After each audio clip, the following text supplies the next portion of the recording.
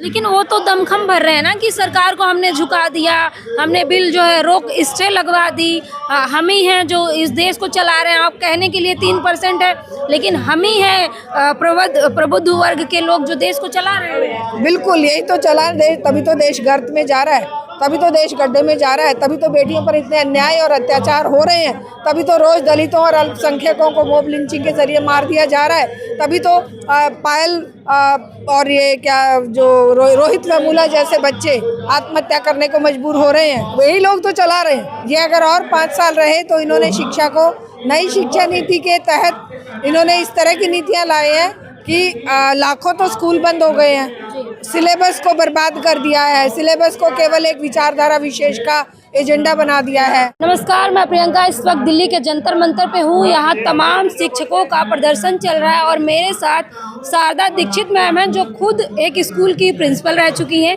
इनसे बातचीत करेंगे कि आज की जो सरकार की नीतियाँ हैं इसको कैसे देख रही हैं। मैम, आज की जो नीतियाँ हैं उसको आप कैसे देख रहे हैं? देखिए, वो तो सबको दिखाई दे ही रहा है। स्टूडेंट परेशान है, टीचर्स परेशान है, अभिभावक परेशान है और पूरा समाज परेशान है। शिक्षा प्रेमी लोग परेशान हैं क्योंकि शिक्षा को इन्होंने एक व्यापार बना दिया है, शिक्षा को पूरी तरह से बर्बाद कर दिया है और जो बची कुची शिक्षा है उसको भी बर्बाद करने का अभी इन्होंने ठेका ले लिया है। ये अगर और 5 साल रहे तो इन्होंने शिक्षा को नई शिक्षा नीति के तहत इन्होंने इस तरह की नीतियाँ लाई हैं कि लाखों तो स्कूल बंद हो गए हैं, सिलेबस को बर्बाद कर दिया है, सिलेबस को केवल एक विचारधारा विशेष का एजेंडा बना दिया है। इन्होंने कॉलेज और यूनिवर्सिटियों के लिए VBS से बिल लाए हैं जिसके माध्यम से ये सभी यूनिवर्सिटियों को या तो प्राइवेट कर देंगे, नहीं प्राइवेट होंगी तो बंद कर देंगे। गरीब दलित जो बेटियां हैं, जो SC ST OBC हैं, उन सबके गरीबों के बच्चे या कोई भी दूर देहात में रहने वाले बच्चों के लिए हायर एजुकेशन के दरवाजे तो बंद हो ही रहे हैं, साथ ही उनके आस पड़ोस में खुले हुए स्कूलों पर भी ताले लगाए जा रहे हैं। लेकिन सरकार तो कह रही है कि वो तमाम शिक्षा के नए रास्ते खोल रही है। बजट में भी देखिए निर्मला सीतारमण ने कहा कि नई नई यूनिवर्सिटियां हब बनाई जाएंगी। जो भारत में बच्चे नहीं पढ़ पाते थे या उनको वीज़ा नहीं मिलता था, वो बाहर जा रहे थे किसी भी कारण से, अब वो भारत में ही रह के पढ़ाई करेंगे। देखिए, ये जो कहते हैं ना उससे उल्टा होता है। ये जब अगर ये कह रहे हैं कि हम बाहर की यूनिवर्सिटियों को बुलाएंगे तो यहाँ की यूनिवर्सिटियों की फंडिंग क्यों बंद कर रहे हैं, यहाँ का बजट क्यों लगातार काट रहे हैं, यहाँ के टीचर्स के अपॉइंटमेंट क्यों नहीं कर रहे हैं, जो टीचर्स हैं उनको पढ़ाने क्यों नहीं दे रहे हैं, उनको पढ़ाने की बजाय 1000 तरह के दूसरे कामों में लगाया जा रहा है। और दूसरे देशों की जो फेक यूनिवर्सिटियां हैं या जो वहाँ फेल यूनिवर्सिटियां हैं, उन यूनिवर्सिटियों को पेरेंट्स को लूटने के लिए परमिशन दे रहे हैं। तो ये कौन सी बात हुई भाई? ये कौन सा समाज का, देश का और हमारे शिक्षा का फायदा हुआ? ये तो उल्टा शिक्षा का बर्बादी हुई, शिक्षा का विध्वंस हुआ।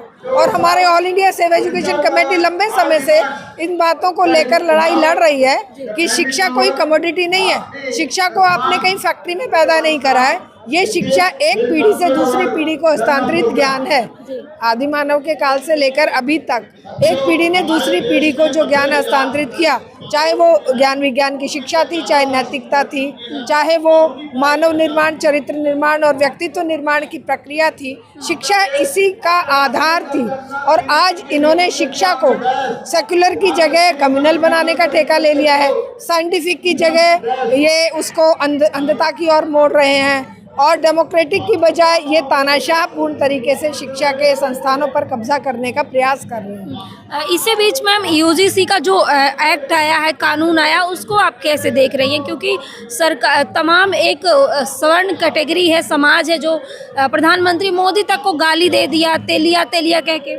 देखिए, इनके लोग इन्हीं को गाली दें तो उन पर कोई एक्शन नहीं होगा, लेकिन जो मानव मात्र के कल्याण के लिए कोई आवाज़ बुलंद करेगा और जो विज्ञान के लिए, ज्ञान के लिए, सच के लिए, डेमोक्रेसी के लिए या मानव कल्याण की आवाज़ कोई उठाएगा तो उसे ये उनके सोनम वांगचुक की तरह जेल में डाल देंगे, शर्जील इमाम की तरह जेल में डाल देंगे, या इसी तरह और लड़के बच्चे लड़कियों को जेलों में डाल रखा है, 5-5, 6-6 साल से बेल होने नहीं दे रहे हैं।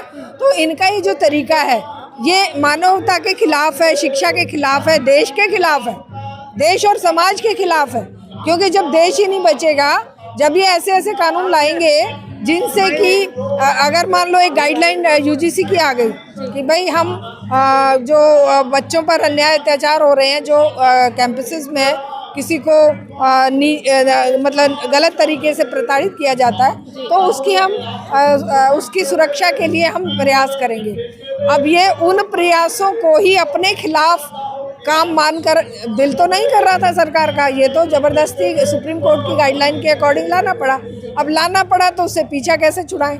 पीछा छुड़ाने के लिए अपने ही लोगों को इन्होंने उतार दिया सड़कों पे। और मुट्ठी भर लोग, वैसे भी अगर काउंटिंग भी देखी जाए तो 5-7% लोग ही स्वर्ण लोग जो इसका विरोध कर रहे थे, बाकी तो सारे लोग इसके साथ ही हैं। लेकिन वो तो दमखम भर रहे हैं ना कि सरकार को हमने झुका दिया, हमने बिल जो है रोक स्टे लगवा दी, हम ही हैं जो इस देश को चला रहे हैं। आप कहने के लिए 3% है, लेकिन हम ही हैं प्रबुद्ध वर्ग के लोग जो देश को चला रहे हैं। बिल्कुल, यही तो चला देश, तभी तो देश गर्त में जा रहा है, तभी तो देश गड्ढे में जा रहा है, तभी तो बेटियों पर इतने अन्याय और अत्याचार हो रहे हैं, तभी तो रोज दलितों और अल्पसंख्यकों को मॉब लिंचिंग के जरिए मार दिया जा रहा है, तभी तो पायल और ये क्या जो रोहित वेमुला जैसे बच्चे आत्महत्या करने को मजबूर हो रहे हैं। वही लोग तो चला रहे हैं। हम तो खुद कह रहे हैं कि ये जो पूंजीवादी सिस्टम है, इसमें 2-3% लोग ही सारी संस्थाओं पर कब्जा किए हुए हैं, सारे संसाधनों पर कब्जा किए हुए हैं, और सारे मानव मात्र को जीने लायक व्यवस्था नहीं छोड़ने वाले ये लोग। इसलिए इस व्यवस्था परिवर्तन की आगाज करना चाहिए और छोटे मुद्दों को लेकर सड़कों पर उतरना लाजमी है। लेकिन बड़े बड़े जो ये मगरमच्छ बैठे हैं, इन मगरमच्छों के विरुद्ध आम जनता को आवाज़ बुलंद करनी पड़ेगी। लेकिन मैम, तमाम लोग कह रहे हैं ना कि अगर यूजीसी कानून लागू हो गया तो इसमें इसका दुरुपयोग होगा और जाति में भी बढ़ जाएगा, भेदभाव और बढ़ जाएगा। क्या दुरुपयोग अभी नहीं हो रहे हैं? अभी क्या दुरुपयोग नहीं किया जा रहा है? ये सही कानून का दुरुपयोग करने का तो इनसे कोई सीखे ना। वो जो उत्तराखंड में जो जिस लड़के ने एक न्याय का काम किया, दीपक ने एक बुजुर्ग को बचाया, उसके खिलाफ ही एफआईआर कर रहे हैं। एफआईआर का मिसयूज नहीं है, धाराओं का मिसयूज नहीं है कि आप एक सही इंसानियत बरतने वाले बंदे को तो आप एफआईआर कर रहे हैं और गुंडे बदमाशों को आप खुली छूट दे रहे हैं। आपकी व्यवस्था ही अन्याय अत्याचार पर आधारित है। आपकी व्यवस्था के अंदर ही इसके विनाश के बीज मौजूद हैं। तो ये आम जनता के लिए गला घोंटू व्यवस्था हो चुकी है। इस व्यवस्था को तोड़े बिना, इसको पूरी तरह से नेस्तनाबूद किए बिना मानव कल्याण की बात सोचना। मैम, कहा जा रहा था कि बारिश सबकी आएगी, पहले दलित, मुसलमान, अब छात्र, अब शिक्षक। तो क्या लग रहा है कि देश किस तरफ जा रहा है? देखिए, देश तो गलत में जा रहा है। किसको छोड़ा है इन्होंने, बताइए? छात्र बेचारे फीस को लेके परेशान हैं, शिक्षक इस बात को लेके परेशान है कि अब बुढ़ापे में उनको टीचर्स एलिजिबिलिटी टेस्ट देना पड़ेगा। अभिभावक इस बात से परेशान है कि बच्चे पढ़े ना पढ़े बराबर है, उनको कुछ आता जाता नहीं है क्योंकि टीचर्स को पढ़ाने का टाइम ही नहीं दिया जा रहा है सरकारी स्कूलों में। बच्चे खुचे सरकारी स्कूलों पे ताले लगाने के लिए अब ये मर्जर और क्लोजर की नीति एनईपी में लेकर आए हैं। कॉलेज और यूनिवर्सिटियों के लिए वीबीएस से बिल लेकर आए हैं। कहाँ क्या छोड़ रहे हैं? टेक्निकल एजुकेशन में रिसर्च और R&D की बजाय ये क्या कर रहे हैं? ये कर रहे हैं कि गोबर गौमूत्र और पंचगव्य पर रिसर्च करो। मतलब जो वैज्ञानिक प्रगति के लिए जो ज्ञान विज्ञान की शिक्षा चाहिए, उसकी जगह कह रहे हैं गोबर पर रिसर्च करिए। उसकी जगह ये गोबर गौमूत्र पर रिसर्च करने की बात कर रहे हैं। तो कहाँ जाएगा देश? क्या होगा इस देश का? ये सोचने की बात है। हर प्रकार का अटैक हर एक तबके पर अलग अलग हो रहा है।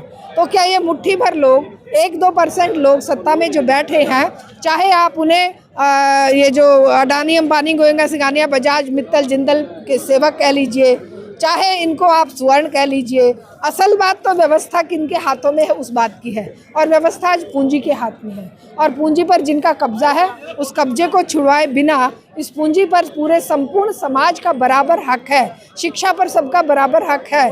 इसीलिए ये शिक्षा से सबको वंचित करना चाहते हैं कि ये बात इनको शिक्षा ही बताती है कि हम सब मानव जन्म लेने वाले बराबर हैं। ना कोई जाति का भेद है, ना कोई धर्म का भेद है, ना कोई क्षेत्र का है, ना भाषा का है, ना काले गोरे का है। ये बात शिक्षा समझाती है। अब ये बात समझ में ना आ जाए इसलिए शिक्षा को बर्बाद कर दो। यही प्रयास इनका चल रहा है, जिसका विरोध करने हम लोग आए हैं। बहुत शुक्रिया। तो देखिए, हमारे साथ शारदा दीक्षित मैम है और इनका कहना है कि शिक्षा ही वो चीज़ है जिससे आपको सोचने समझने की शक्ति पैदा होती है। लेकिन आज की सरकार जो है वो शिक्षा पे ही वार कर रही है। आपको क्या लगता है? कमेंट बॉक्स में हमें अपनी प्रतिक्रिया जरूर दीजिएगा। धन्यवाद।